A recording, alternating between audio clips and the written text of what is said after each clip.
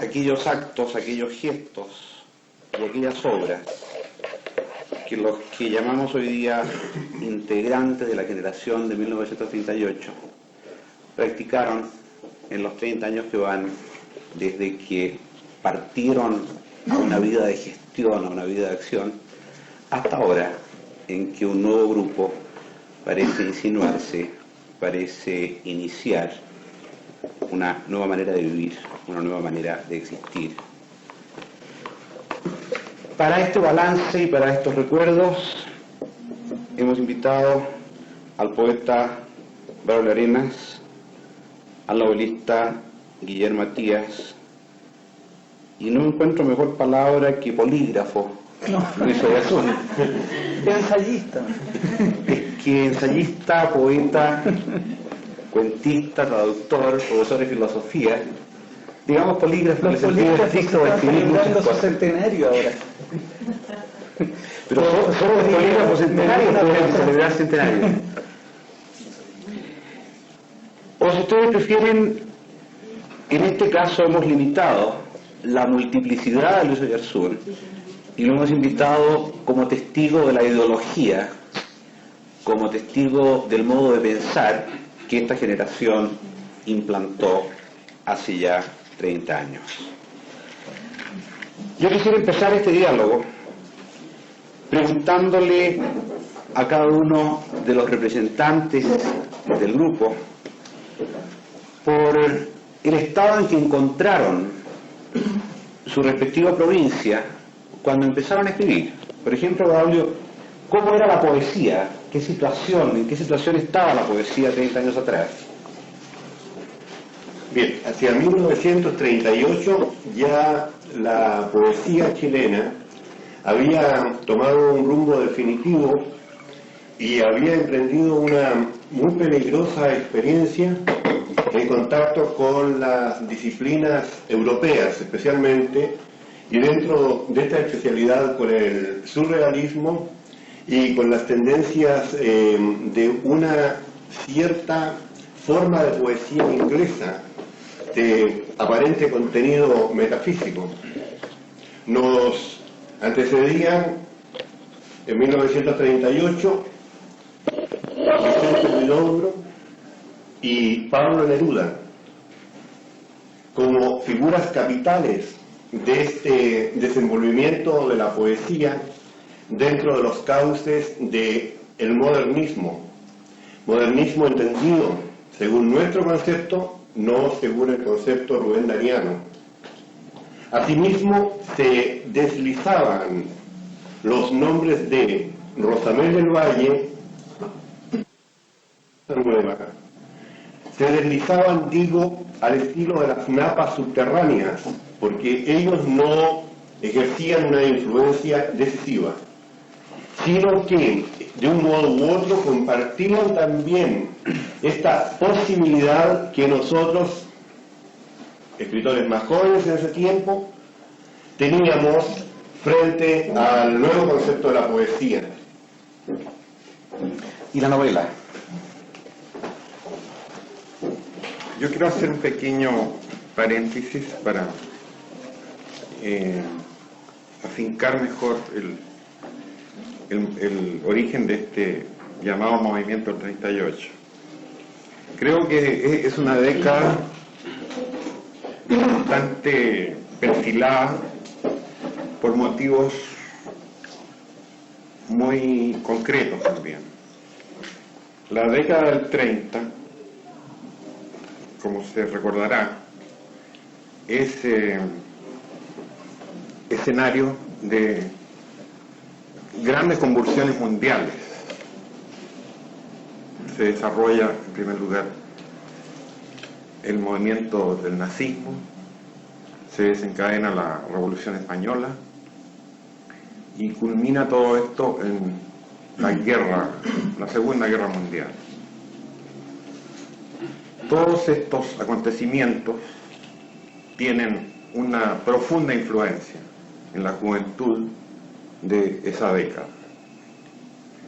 Es una juventud que está excitada por estos acontecimientos y es volcada hacia un interés que en la literatura chilena no existía hasta entonces.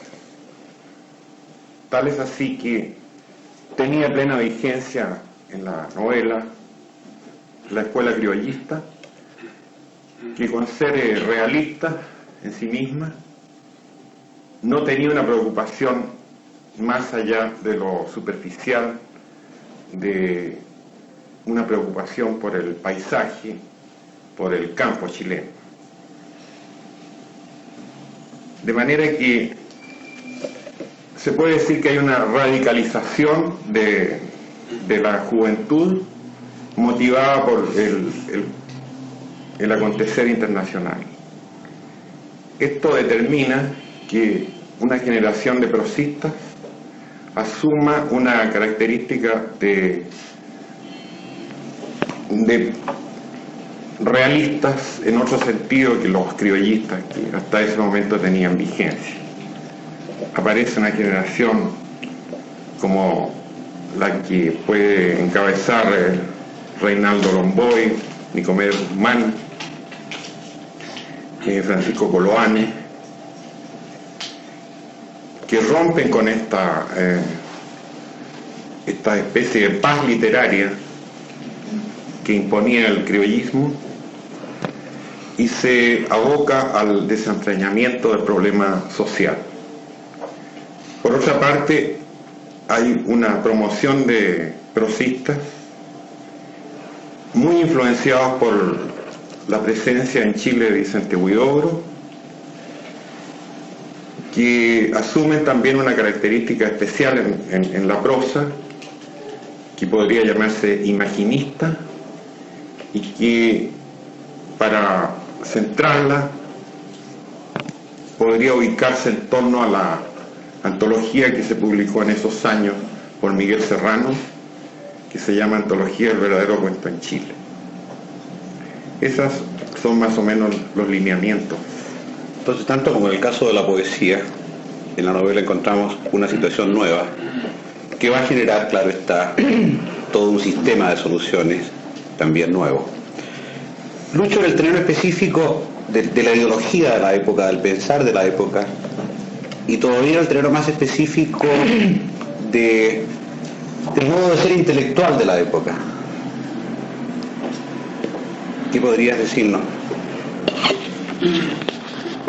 Bueno, estoy enteramente de acuerdo con lo que acaba de decir Guillermo Matías, en el sentido de que la época entendida como década, y podemos extendernos también a la década anterior, desde 1920 al 30, que corresponde a la época de nuestro nacimiento más o menos, o de los primeros años de Braulio, se caracteriza sobre todo por su grave conexión con los hechos políticos y sociales de tanta trascendencia que se verifican en el mundo, ¿no? Así como la novela abandona el reducto del criollismo para abrirse hacia temas de polémica y de luchas sociales, así también en el campo de las ideas, abandonamos nosotros las ideas más o menos domésticas, estrictamente nacionales, que habían gobernado la vida de las generaciones anteriores hasta 1920, para entrar en la plena lucha de las ideologías contemporáneas. Desde luego esos hechos contemporáneos son tan fuertes, ¿no? Para no mencionar hacia las alturas del año 38, sino a la guerra civil española, ¿no? Al nazismo insurgente e invasor, y el año siguiente, el comienzo de la Segunda Guerra Mundial. Los hechos son de tal modo comprometentes que invaden a la visión, ¿no?, tanto literaria como ideológica, desde el fondo de sí mismas. Son las pupilas culturales de la época las que cambian en relación con estos hechos. Pero no se trata solo de estos grandes hechos macizos, ¿no?, de estos hechos que podemos ya leer en las historias ocupando bibliotecas enteras, o por lo menos gruesos capítulos de texto. también entre medio del acontecer, en medio de estos acontecimientos tan trágicos y majestuosos, podemos encontrar pequeñas napas subterráneas, como decía Braulio, que corresponden justamente a otra clase de estimulaciones, que están en conexión no solo con las ideologías oficiales, sino más bien con la creación de las ideas, con la creación filosófica, o en otros planos se encuentran en conexión con lo que llamaba también Ortega el tema de nuestro tiempo, ¿no? Los temas de nuestro tiempo. Podría decirse, ¿no?, que justamente por esos años nuestra juventud comienza bajo una urgencia de modernidad, pero mejor que bajo una urgencia de modernidad, bajo una vocación, o siguiendo una vocación de modernidad. Yo recuerdo de qué manera cada día representaba para mí el descubrimiento de escritores, científicos o filósofos diferentes en las páginas de la antigua revista de Occidente que dirigía Ortega y Gasset, que me había revelado mi amigo Jorge Millas, que en buenas cuentas ha sido también uno de los personajes intelectuales de más importancia de esta generación y con muchísimo más autoridad que yo, puesto que él es más filósofo, ¿no? Y enseguida porque él pertenece más plenamente a la generación. Yo tenía solo 17 años, el año 38, y acababa de entrar a la universidad. Pero habíamos sido un poco precoces, ¿no?, especialmente con Jorge Cáceres, un poco precoces e intrusos. Él, que murió muy joven y que fue un gran poeta, ¿no?, y un artista múltiple, tenía solo 14 años, y yo 16, cuando empezamos a frecuentar círculos literarios, cuando conocimos, por ejemplo, a Neruda, a Huidobro, e incluso a Gabriela Mistral, que estuvo aquí el año 38, para no hablar de los poetas más jóvenes. Cada día representaba un descubrimiento, digo, en este sinfín de terrenos de la historia cultural de nuestro tiempo, que nos iba entregando la modernidad, la esencia de la modernidad, es decir, lo que caracterizaba al nuevo siglo frente a los siglos anteriores, y especialmente lo que era propio del periodo que vino después de la Primera Guerra Mundial. Bueno, podremos ahondar algunas de estas ideas después, me extendí un poco.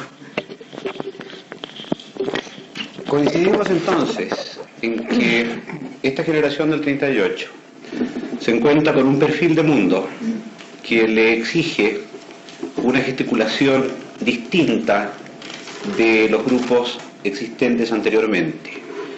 Y parece que los tres representantes coinciden en que lo distintivo de este gesticular está en vincularse con el mundo, está en romper, en saltar las fronteras de lo nacional y en entrar de lleno en las fronteras de lo internacional. Sentir que lo que se hace aquí no tiene por qué ser significativo solo en nuestro ámbito geográfico, sino que lo que se hace aquí debe ser equivalente a lo que se hace en cualquier otro rincón del planeta. En el campo de la poesía, tú mencionas dos grandes nombres, Lucho menciona un tercero y habría un cuarto que mencionar. Entre los que están ya en plena vigencia, cuando ustedes aparecen, está Huidobro, está Neruda, está Gabriela Mistral, un poco lejos, pero siempre dentro, siempre dentro de las posibilidades de atracción, y está Pablo de Roca. Desde luego, él estaba más cerca. Más cerca. Después Gabriela Mistral ha ido como acercándose. Es decir, ha ido cobrando una nueva importancia.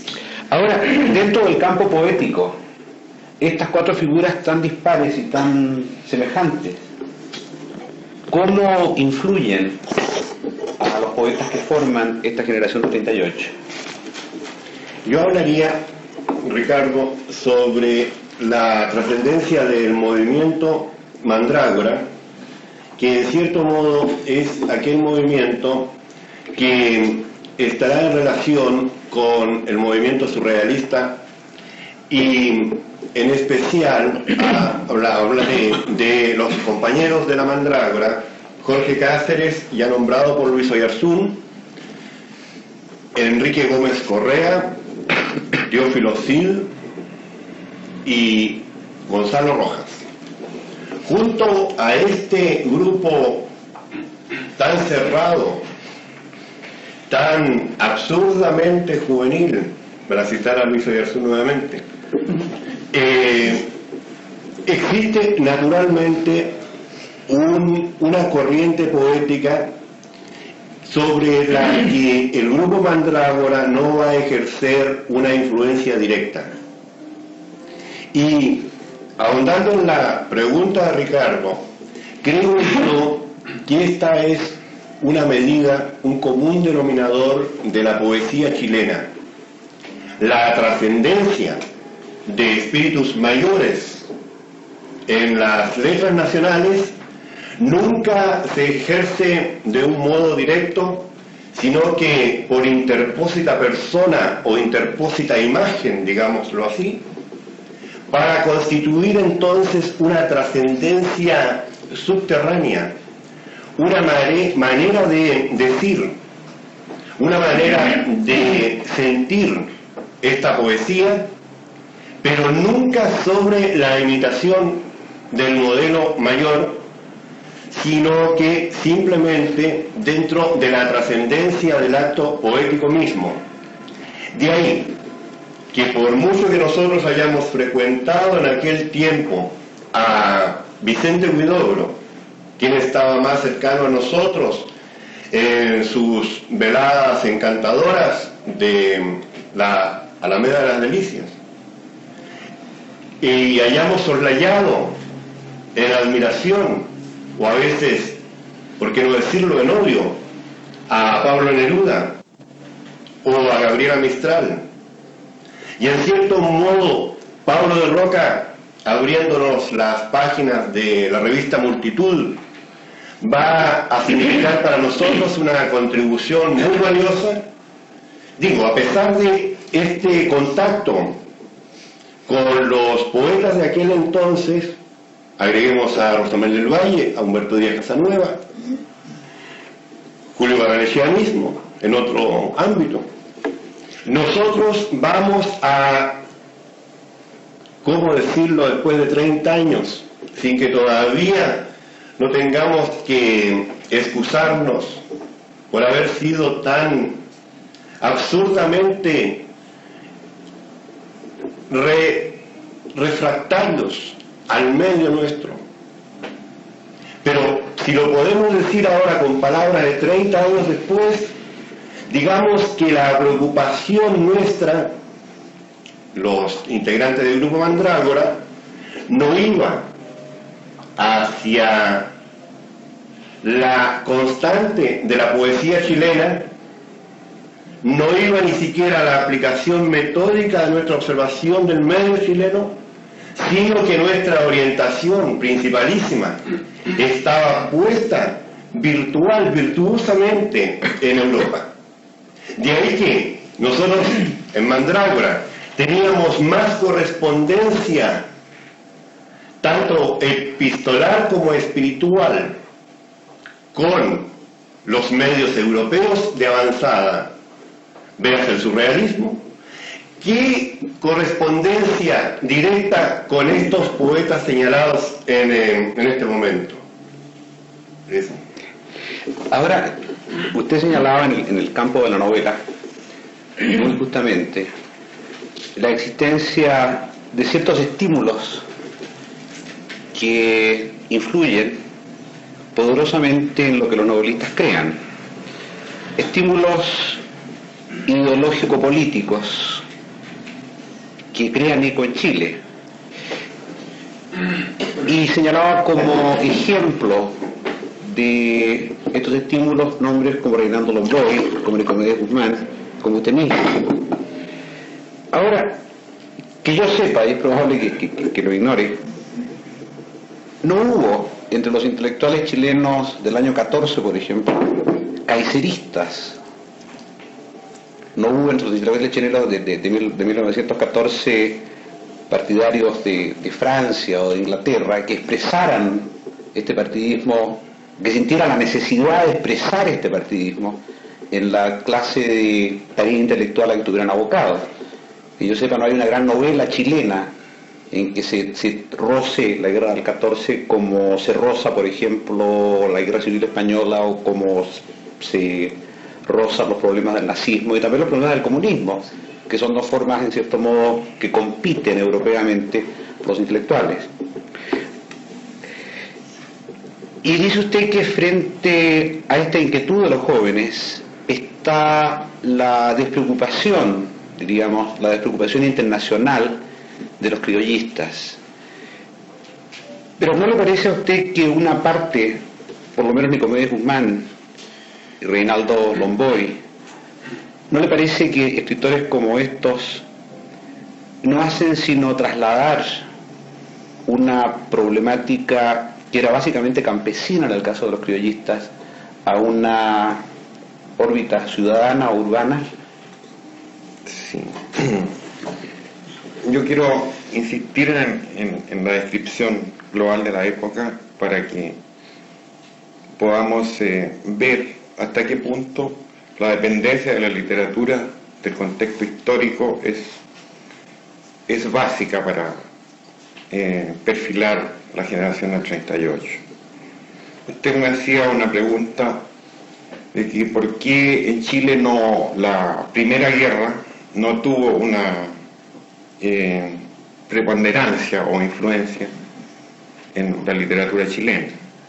En primer lugar, porque esa guerra careció de una ideología tan importante como las motivaciones ideológicas que se desencadenaron en los años 30. Fue un tremendo impacto en la conciencia universal la que se desarrolla en esa década. Y esto arrasa, digamos, con las características particulares o nacionales e incorpora los movimientos a un sentimiento más universal.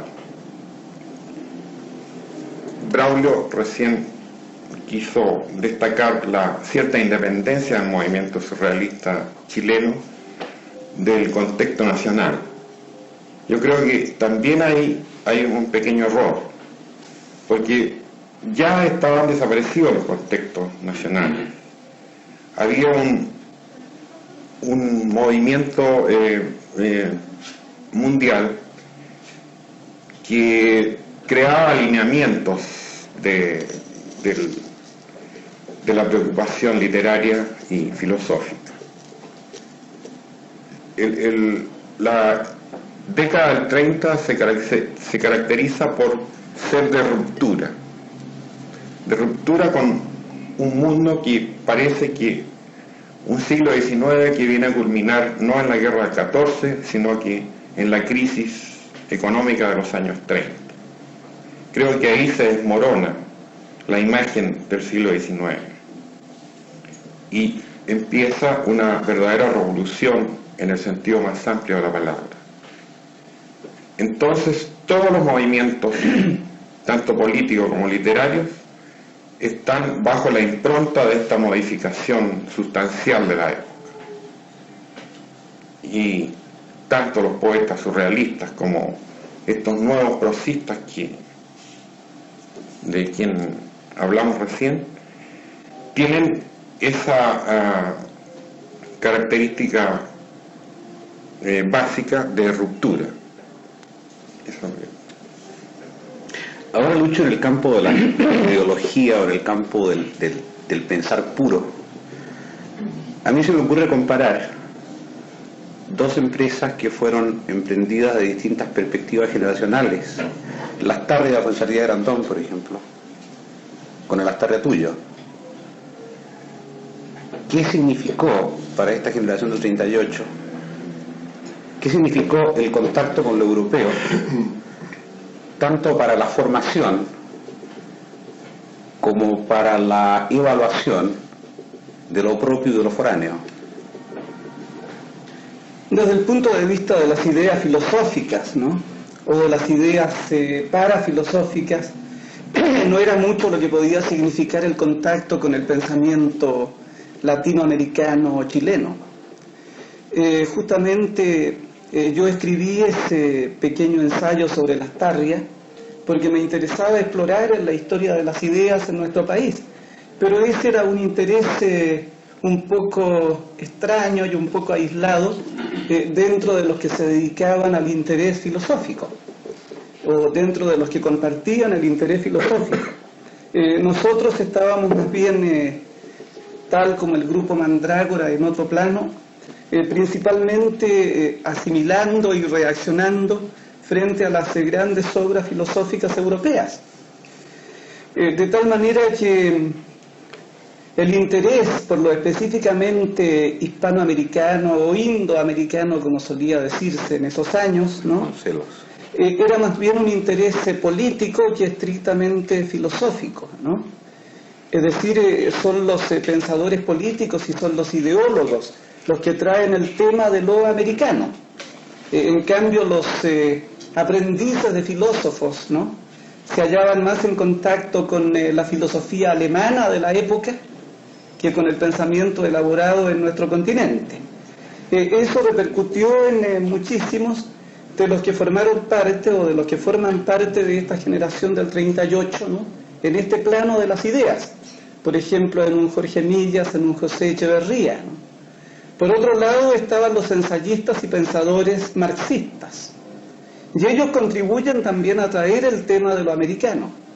Se produce curiosamente una conjunción dialéctica, ¿no?, entre lo nacional y lo universal, de tal manera que lo nacional se universaliza y al mismo tiempo se concreta en lo social, en la preocupación social.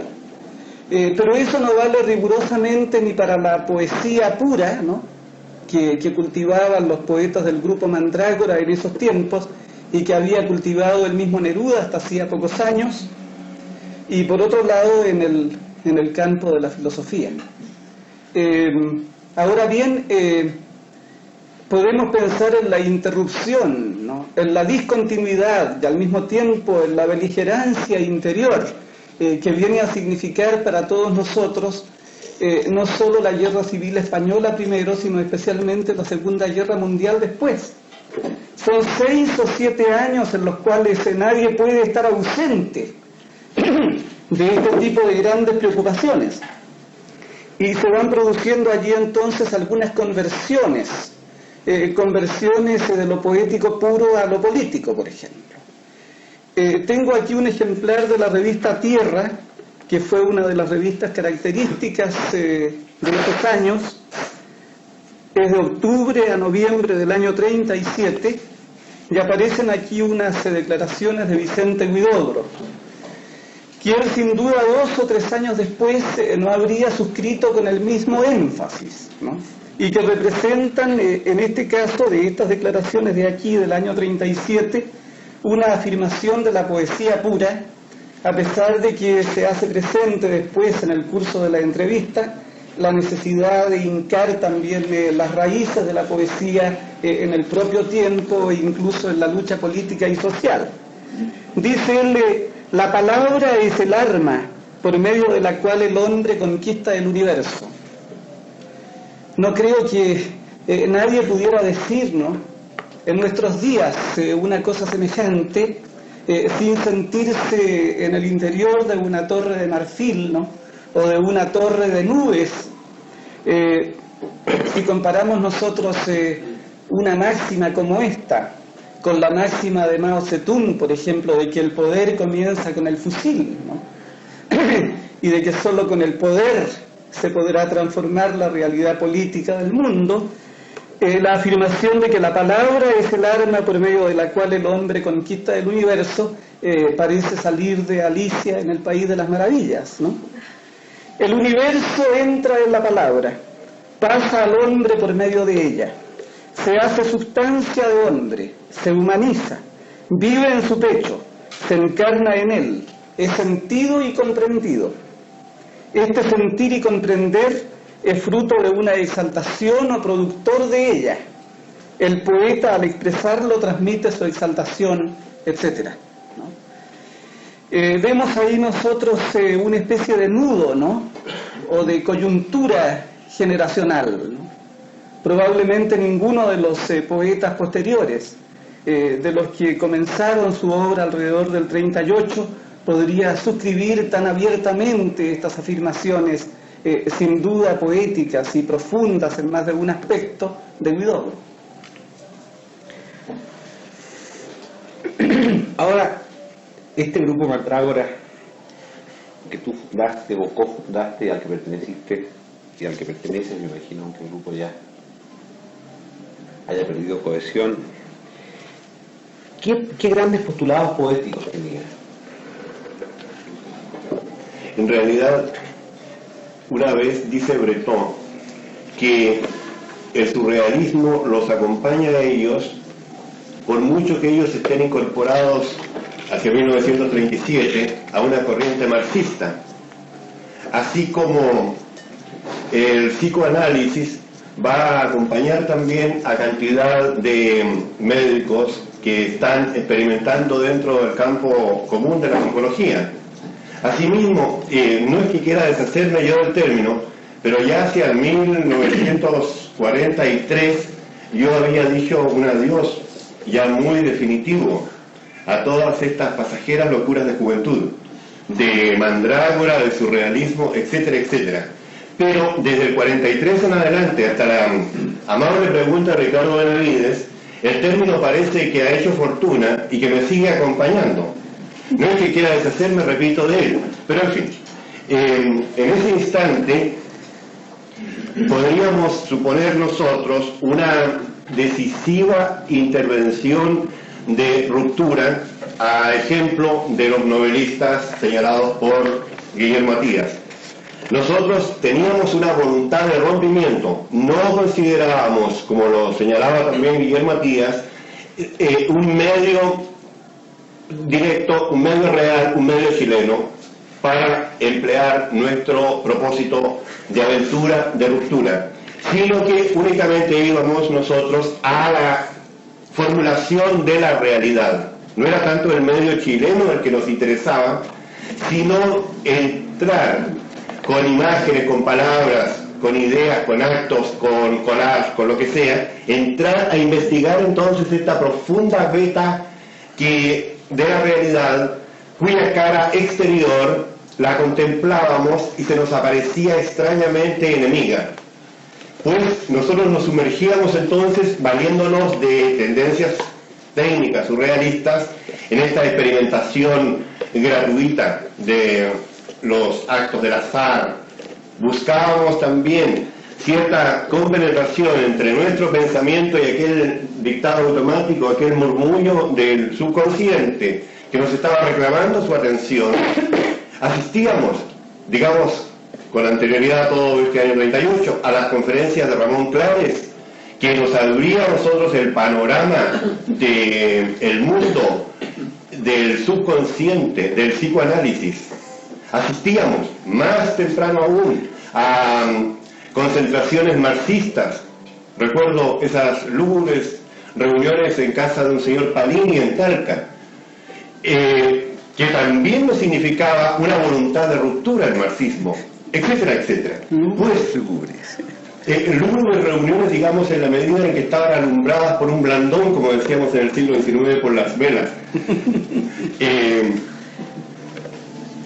Toda esta voluntad entonces de transformar un mundo nos acompañaba a nosotros con una persistencia muy singular, sin interesarnos entonces tanto en el medio en que íbamos a proyectar nuestra energía, nuestro entusiasmo. Pero el hombre no es una generación, no es un año. El hombre es el total de su existencia. De ahí que hace ya algún tiempo, convocado por Gonzalo Rojas al primer encuentro de escritores nacionales en la Universidad de Concepción, nos dábamos las manos con este ex poeta también de la Mandrágora, Gonzalo Rojas, pensando que el año 58 nosotros estábamos destinando una posibilidad de poesía dentro del circuito de la acción real, dentro de esta entonación de descubrir el país, descubrir a nuestro hombre, descubrir en el fondo, a través de este hombre y a través de este paisaje, de esta naturaleza, descubrirnos a nosotros mismos. Una voluntad de descubrimiento, entonces, en oposición a una voluntad de ruptura. Ni cuando yo tenía esa voluntad de ruptura, ni ahora que tengo esta voluntad de descubrimiento, se me puede comprender, pensando que ¿por qué voy a dejar la presa por la sombra de un surrealismo? O la sombra por la presa de una realidad. En el fondo, los dos procedimientos, el de ruptura y el de descubrimiento, han sido para mí valores desinteresados. Por encima de todo parece que la palabra generalizadora debe ser la palabra conocimiento. Una apetencia de conocimiento, digámoslo, en el tiempo de la Mandrágora y en este tiempo ya de vida adulta. Una poética del conocer, entonces, una poética muy heideggeriana, de darle al término lírico capacidad de captar y capacidad de expresar en profundidad los valores de la existencia. Ahora, en el campo de la narrativa, en el campo de la novela, pareciera que varios grupos se disputan, como en el campo de la poesía, el territorio histórico que vamos a llamar generación del 38. Están por un lado los viejos maestros, que no son del 38, pero que pesan dentro del grupo.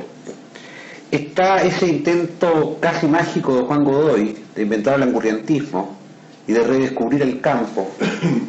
Está el intento de Nicomedes Guzmán de incluir dentro de la zona de la literatura lícita no ya la miseria, sino que la vida proletaria. Y está también ese afán de atender solo a los valores mágicos del grupo encabezado en cierto modo por Miguel Serrano. ¿Cómo podría explicarnos usted esta diversidad de aproximaciones dentro de nuestro grupo generacional?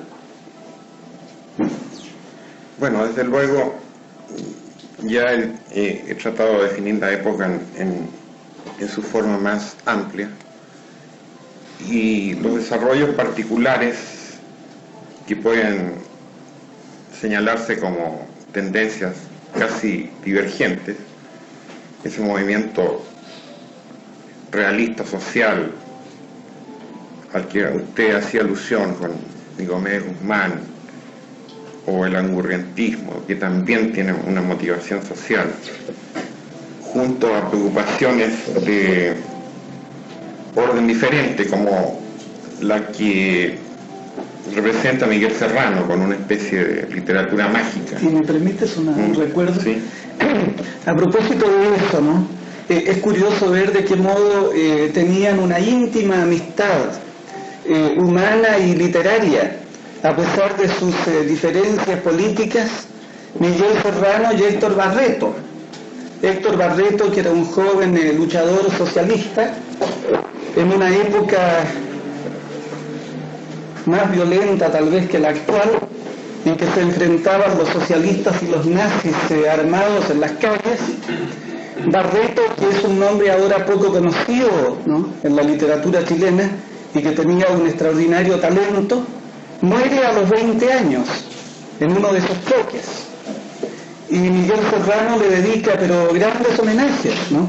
Y hasta ahora en las obras de Serrano aparece como una de las personas que más influyeron en su formación juvenil.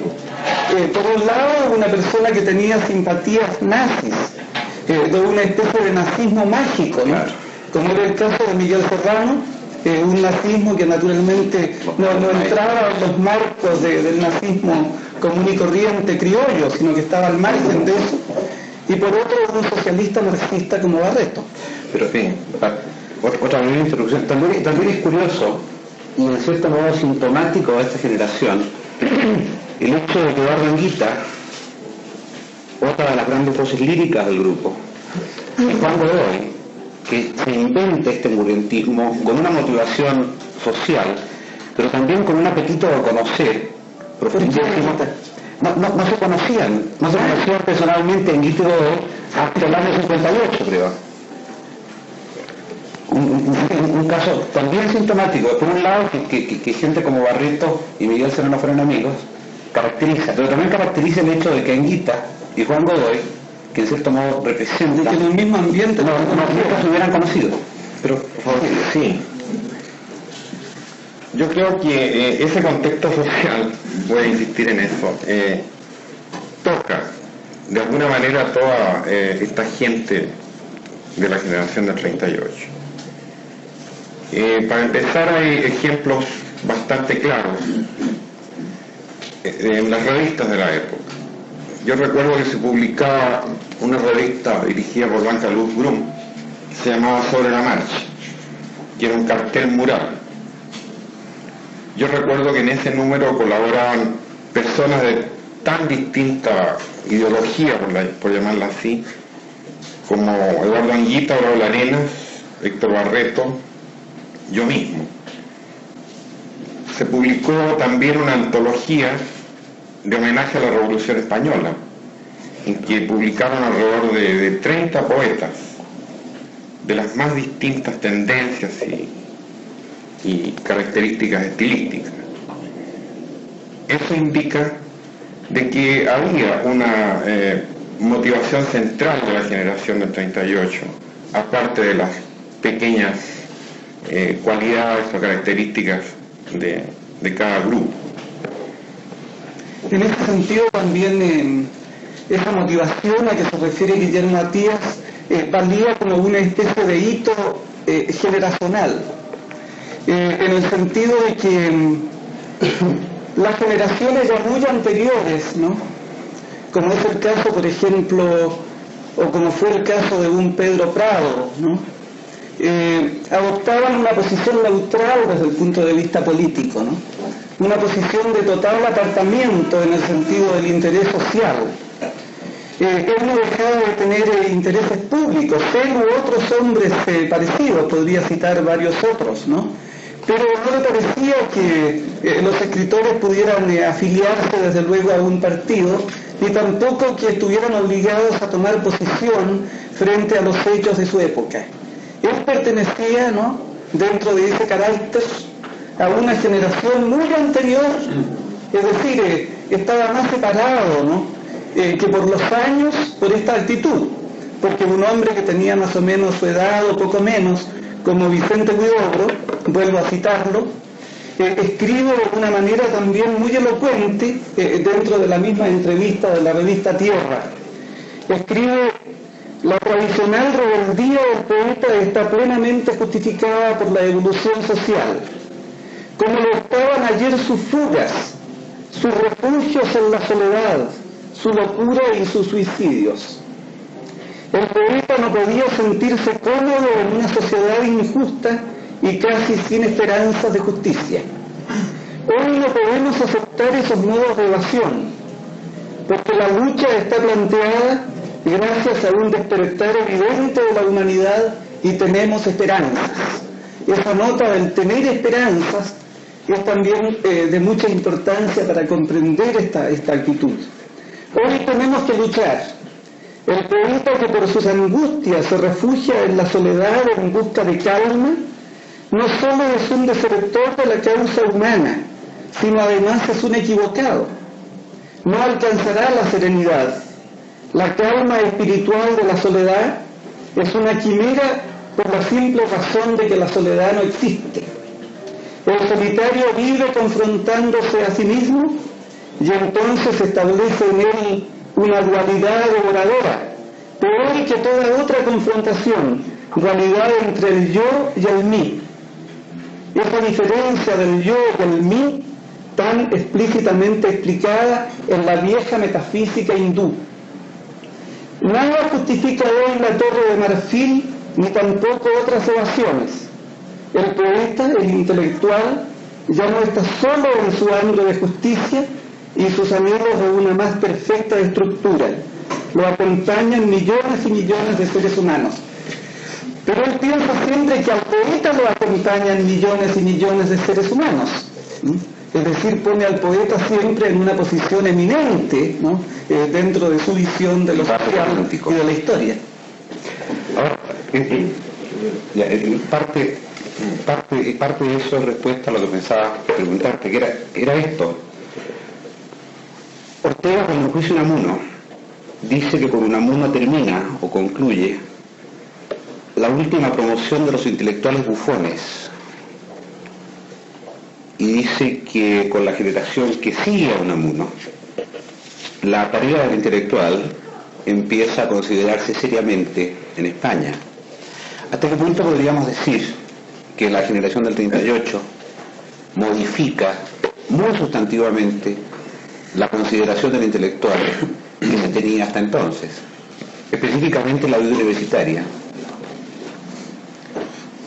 No podría contestar yo con mucha certeza a esa pregunta.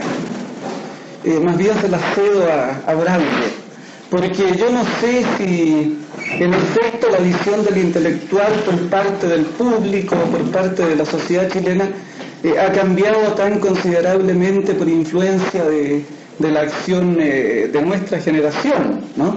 O si este cambio se ha producido en conexión con muchos otros hechos sociales más amplios, ¿no?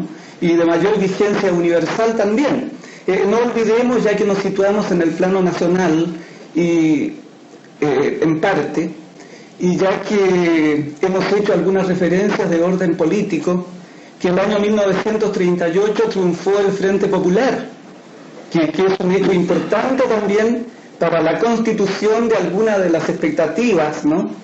Y de algunas de las modalidades de esta generación. Es decir, fue un año de una intensa lucha en el frente político, pero también era de intensos contactos con lo que se puede llamar el frente revolucionario intelectual, tanto en el orden filosófico, ¿no? En el orden de las ideas, como en el orden de los estilos.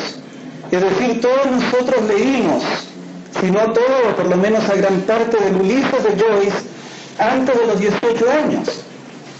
Ese puede ser un hecho más o menos corriente en la actualidad entre los jóvenes escritores, pero no lo era entonces. Todos nosotros leímos a una edad temprana a Proust, todos leímos a Virginia Woolf, es decir, había todo un estilo nuevo que iba surgiendo en las letras de Europa, ¿no? que entró entonces con anterioridad al surrealismo y que después se fortaleció, ¿no? Con el surrealismo también por su lado, dentro de estos nuevos estilos propios de un siglo XX ya maduro, ¿no? Exactamente lo que Luis Oyarzún dice en un terreno de ideas de literatura especialmente sobre la influencia de estas ideas en el medio. Yo participo también plenamente con su pensamiento al considerar que esta ha sido una influencia mínima con respecto a los otros acontecimientos de la realidad. Nosotros en ese año 38 participamos naturalmente con mucha actividad en esta preparación, digamos, de el contenido de una poesía distinta, de una novela distinta, de un ensayo distinto. Es el tiempo de Domingo Melfi y de otros ensayistas de primer orden chileno, y va nuestra iniciativa tanto en las publicaciones de revistas, el cartel mural de Blanca Luz Blum, la revista Mandrágora, hay otras publicaciones, en la revista Tierra misma, dirigida por un grupo de católicos, de Mario Góngora, formación católica, y asimismo en la preparación y en la participación en antologías, véase Madre España, la citada por Guillermo Artigas, y nuestros propios textos, acompañado todo esto de actos presuntamente terroristas, tipo conferencias, peregrinos, o paradojalmente estas conferencias tan terroristas siempre estaban dadas en terrenos muy adoscenados, Universidad de Chile, Biblioteca Nacional, qué sé yo. Reiteramos un poco entonces cierta monomanía chilena con lo que va a ser también una característica de la exposición de Susana Miró, que también sobre nombres tan precarios y tan revolucionarios dentro del orden plástico se verán incorporados a los medios oficiales, a los museos, ¿qué es eso? En el tiempo nuestro entonces ya se dejaba ver, a pesar de la beligerancia, de los contrastes, este término de Guillermo Matías de la, ¿cómo se llama esto? La convivencia pacífica, ¿no? Entre los... La consistencia pacífica. Entre los escritores, entre los pintores, estaban todos presentes. Pensemos también en que es el tiempo de el pleno surgimiento de Roberto Mata en pintura. Digo esto para señalar también que este buen acuerdo que hasta ahora se mantiene en nuestra república lleva a los casos peregrinos ya señalados de un escritor de tendencia nazista, más italiano, ¿no? Como Miguel Serrano, hasta encontrarse con un socialista beligerante, marxista, como es el inolvidable Héctor Barreto. Pues hace un par de años yo refería a escritores praguenses en mi estado de Checoslovaquia, este advenimiento de algo que para ellos era milagroso, el advenimiento del Frente Popular. Y se me explicaba que se había logrado este advenimiento, este triunfo del Frente Popular, gracias a que se unieron las fuerzas progresistas, populares, comunistas, radicales, socialistas, etcétera, etcétera, pero se determinó todo esto con el voto favorable a los nazistas, que para un checo verdaderamente es más increíble ya que de cualquier aventura realista en el País de las Maravillas. Si me permite, nosotros estábamos pues fortalecidos por esta idea de ruptura, de salir dentro de una expresión distinta a las que se frecuentaban en Chile o que era de uso corriente entonces, una posición, llamémosla así, negrura, u otra, una posición de Vicente Huidobro. Pues si significábamos nosotros esta participación de estos escritores en el uno, sobre un círculo, veíamos la incorporación del elemento material con una obsesión por parte de Neruda para llenar este círculo, un círculo que magnéticamente Vicente Huidobro trataba de limpiar en todo momento para dejarlo en blanco de realidad, pero saturado de poesía. Frente a este mismo círculo, nosotros decíamos sí y no, y metíamos sí ahí nuestras ideas, nuestras imágenes, un poco al uso de Vicente Huidobro, pero no en el sentido de Neruda. No admitíamos toda su cámara de cometa de objetos materiales, sino que ahí íbamos a elegir presuntivamente aquellos que fuesen indispensables para una provocación de alcance poético. Quiero decir de que ante un benéfico poema como El Caldillo de Formios de Neruda, nosotros no encontrábamos una significación mayor. No le encontraban gusto. Le encontramos el gusto al Caldillo de Formios, naturalmente, pero no como elemento de poesía. De ahí que nosotros sí que entrábamos a este círculo de la poesía, pero queríamos entrar, y ahí estaría la diferencia, con nuestra propia manera de expresión, nuestra propia manera de decir las cosas. Vamos a la penúltima pregunta, diremos, y invirtamos un poco el orden. Y es en realidad una pregunta de la que debiera dar yo más testimonio que los representantes de la generación que están acá. Pero siempre es tan capital la perspectiva de los actores.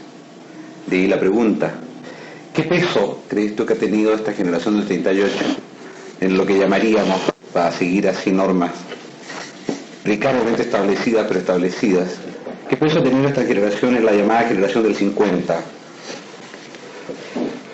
Bueno, como generación en conjunto, sin duda ha tenido el peso, ¿no?, que llegan a tener los padres o los hermanos mayores, frente a los cuales los hijos o menores reaccionan con cierta violencia o desconocimiento. De tal manera que, en cierto modo, los hijos se han comido como corresponde a los padres. Pero hay una cosa que diferencia también a esta generación de las anteriores, y especialmente del grupo ampliamente generacional, ¿no?, que cubre por lo demás tantos años, al que pertenecen Neruda, Pablo de Roca, Huidobro, etc. Esos grupos estaban en general centrados en torno a estas personalidades y seducidos por su poder carismático, no solo por sus obras poéticas, también por su irradiación, ¿no?, por su fuerza, su vigor, y una especie de absolutismo en la relación que ellos establecían entre ellos mismos y su contorno humano de amigos o seguidores. En cambio, esta generación nuestra del año 38 no ha sido una generación con intenciones carismáticas. Es decir, creo que ha ejercido más influencia como generación en su conjunto que a través de personalidades señeras, ¿no? No porque no las haya habido, ¿no? Ya hay poetas como Eduardo Anguita, por ejemplo, ¿no?, que ejercen también un poder carismático sobre los que están próximos a él. Pero en la medida en que esta generación ha ido desarrollándose y todavía creo está inmerso del camino de su vida, ¿no?, así lo deseo por lo menos, muchas de sus obras o de nuestras obras están inconclusas, ¿no? Es decir, esperamos todavía realizar obras mejores que las anteriores. La influencia directa ahora ha sido muy importante en el sentido de la relación de maestro a discípulo, ¿no?, o en la disidencia. Pero como no se plantean directamente las luchas literarias o intelectuales en nuestro país en forma exclusiva, no a partir de sus grupos integrantes, sino que muchas veces se opera una cierta refracción por la radiación necesaria que tiene que producirse hacia referencias extranjeras. El destino de nuestra literatura, ¿no?, o el destino de nuestras artes no depende de determinaciones puramente nacionales o mayormente nacionales, ¿no? Nosotros somos más influidos sin duda por un Joyce, ¿no?, o somos más influidos por un Faulkner, ¿no?, que por un Mariano Latorre o que por un Nicomedes Guzmán, ¿no? Y eso está dentro de la lógica de la historia contemporánea, ¿no? Está dentro del rigor de los hechos.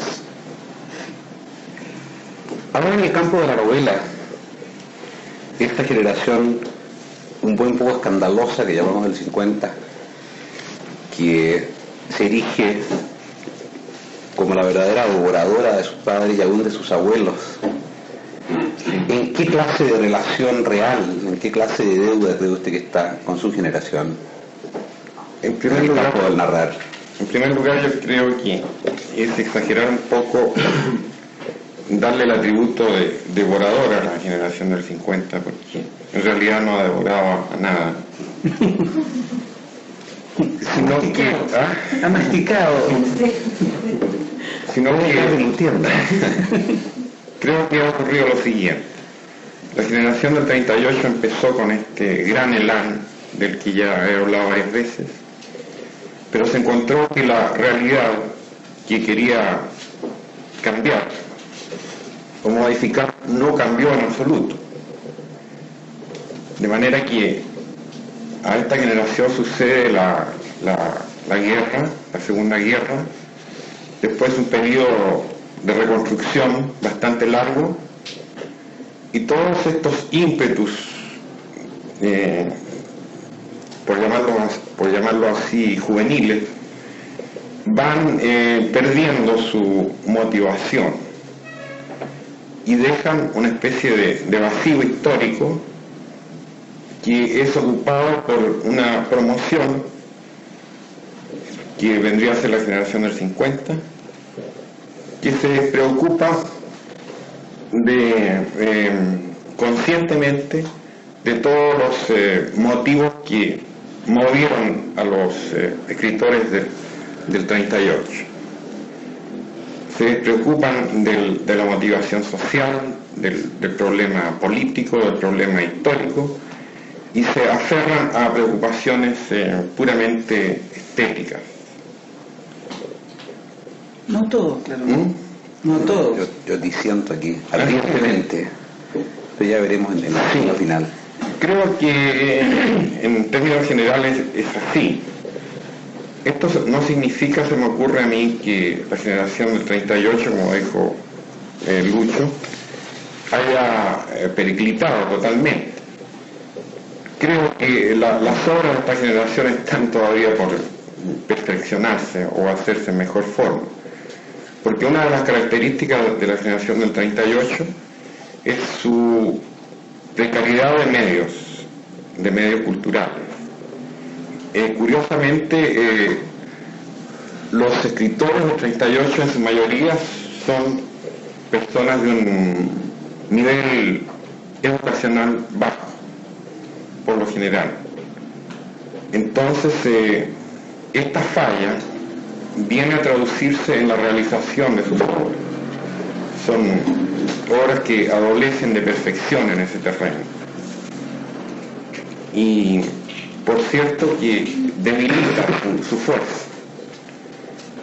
Hecho que no ocurrió con la generación del 50, que podemos decir que es una promoción de procedencia universitaria, que poseía los medios técnicos con mejor holgura que la generación anterior. Para aprovechar la oportunidad, creo que esta generación del 50 va a ceder lugar a una generación de la presente década, del 60 o 68, llamémosla así, que, por lo que decíamos antes, va a recibir la influencia histórica del medio con la misma fuerza del 38. Si antes existió la guerra española, la guerra mundial y el nazismo, en esta época existen motivaciones tan importantes como la Revolución Cubana, la guerra del Vietnam y la acción norteamericana. Ahora en el terreno de la poesía, ¿cómo ves tú el impacto de tu generación en la nueva generación? Si se pudiera decir en una palabra, yo diría que esta visión mía frente al impacto del año 38 es un impacto favorable. Veo, y me ha tocado durante estos 10 últimos años especialmente participar muy activa y muy estrechamente al lado de los jóvenes poetas chilenos. Y veo ahí en todos ellos una manera de expresión que, si bien no es igual a la nuestra, por lo menos tiene ese mismo intento de ruptura, de superación. Es una poesía de combate, es una poesía que tanto está buscando las fórmulas nuevas para expresar su apetencia vital, como también están empleando curiosos mecanismos de traslado del poema hacia el campo del teatro. Y entre paréntesis se nos ha escapado señalar el hecho importante de la creación de los teatros universitarios El que se lo escapó Pedro de la Barra. en el año 38. Pedro de la Barra desgraciadamente iba a participar, pero se nos escapó a Antofagasta. digo, esta gente joven está entonces innovando, están buscando maneras de expresión, ya no solamente dentro del poema consignado en una hoja de papel, sino que están buscando esta expresividad también dentro del fenómeno de la conjunción con el personaje dentro del teatro, con el dibujo dentro de la plástica, con los discos, con las intervenciones de estos acompañamientos de jazz, con jazz, qué sé yo. Entonces es un procedimiento novedoso y más que procedimiento, es casi una necesidad de esta gente joven para expresarse. En alguna medida, entonces vuelvo a la pregunta, en alguna medida nuestro intento de ruptura con la creación de los factores nuevos, digamos poemas también expuestos en muros de salas de exposiciones, con la intervención de la voz humana, de las fotografías, de los collages, de etcétera, etcétera. Todo esto que fue para nosotros tanto una novedad como una necesidad, se ve trascender dentro de estas nuevas generaciones hasta llegar a darnos una poesía verdaderamente novedosa y cuyos resultados, naturalmente, que será el tiempo el que los determine en su justicia para decirnos de la bondad o los defectos de estos textos. Si me permite, claro. Yo uno de los poetas mayores del 38, por lo demás, Nicanor Parra, ha ejercido una influencia muy formadora, ¿no?, considerablemente visible en las nuevas generaciones de poetas chilenos e hispanoamericanos. Él viene justamente de la misma atmósfera, ¿no?, a que nos hemos referido. Ahora podríamos sintetizar, partiendo de un concepto de Luis Oyarzún que me parece muy importante y en el que todos estamos muy de acuerdo. El que la generación de 38 cumpla 30 años no significa que debe jubilar, casi el recuerdo. Está afortunadamente activísima y efectivamente muchos de sus miembros no han entregado todavía lo mejor que pueden dar. Pero me parece observar en este caso un solapamiento de dos grupos humanos, un solapamiento donde no hay quiebra, donde no hay revolución. Los poetas del 38 confluyen en los poetas del 50 para dar cifras. Y lo mejor del 38 pasa al 50 y los del 50 aprovechan esto sin rebelarse, sino que lo aprovechan ampliándolo, lo aprovechan dándole otra circunstancia, dándole otra cámara resonadora. Los novelistas del 38, pese a esa precariedad de medios técnicos, abren camino hacia nuevos tipos de hombre, pero los novelistas del 50 proponen un tipo de hombre que ya no está sujeto a una circunstancia histórica, sino que está sujeto a ciertas necesidades del aquí y de la ahora, a ciertas necesidades del existir no como acto transitorio, existir pobre, existir rico, sino que del existir y punto. Y me parece que los intelectuales del 38 son los que posibilitan la carrera intelectual en los grupos posteriores, son los que hacen apetecible la dedicación al pensamiento, la dedicación al filosofar, la dedicación al criticar, son los que descubren para los más jóvenes, a veces con carisma, a veces sin carisma, pero siempre con profunda intensidad y con profundo vigor, son los que descubren las posibilidades de pensar como una carrera. En este sentido, me parecía que los 38 son pioneros porque establecen en Chile, no como algo extraño, caprichoso, pintoresco, el ser intelectual, sino que establecen el ser intelectual como un modo de existencia lícito. Es posible, a partir de esa generación, que alguien ponga en su caso una plancha, Pedro González intelectual debajo, sin que esto le signifique corte de crédito, corte de luz o befa del barrio. En este sentido, no, yo soy mucho más activista. Y ojalá que no se ponga la plancha. Sí, la plancha, la Pedro González nunca fue intelectual tampoco.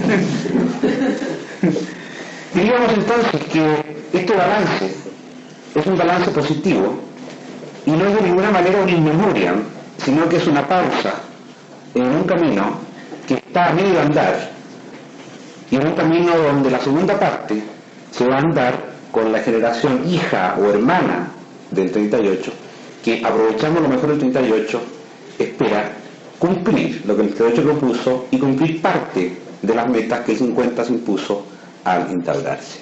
Muchas gracias Lucho, y hay muchas gracias.